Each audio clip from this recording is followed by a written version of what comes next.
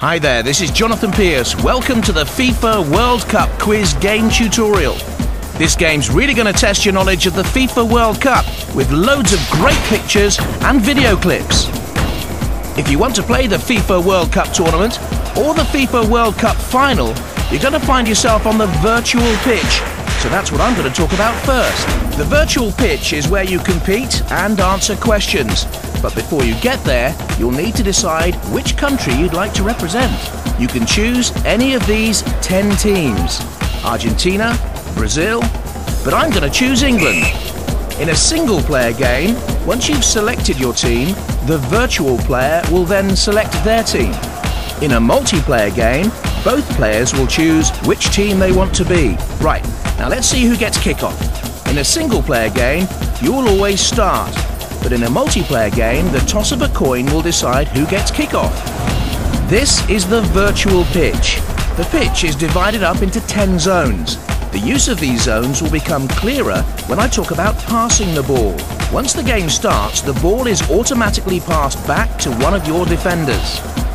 From now on, the game is entirely in your hands. Once you're in possession of the ball, you can choose to pass to one of 4 different positions, and you'll be asked a different question depending on where you decide to pass. If you attempt a short pass, which is to someone in the same zone, or one zone forward, then you'll be asked an easy question. If you choose a medium pass, which is 2 zones forward, then you'll be asked a medium difficulty question. If you choose to attempt a long pass, which is 3 zones forward, then you'll face a hard question. It's simple, really.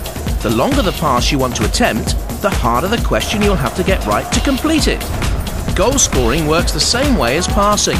If the ball is within 1, 2 or 3 zones of the goal, then you can attempt a shot.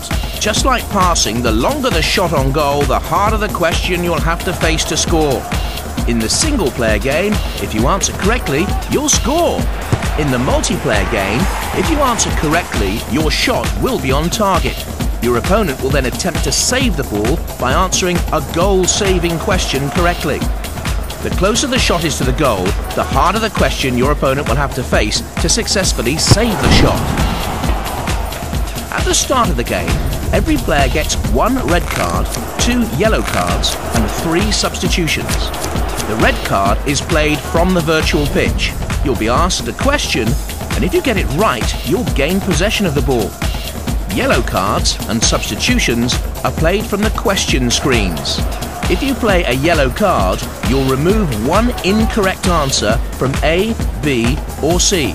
A substitution will replace the question you've been asked for a different one. That just about covers the principles of the game. When you choose to play the World Cup final, you'll play 1 single match on the virtual pitch. You can play this game either in single or multiplayer mode. If you want more of a single-player challenge, then try the FIFA World Cup tournament, which is a series of 3 challenging games ending with the FIFA World Cup final. That's just about all you'll need to know to play. Now you're ready to get out onto the pitch and face the challenge.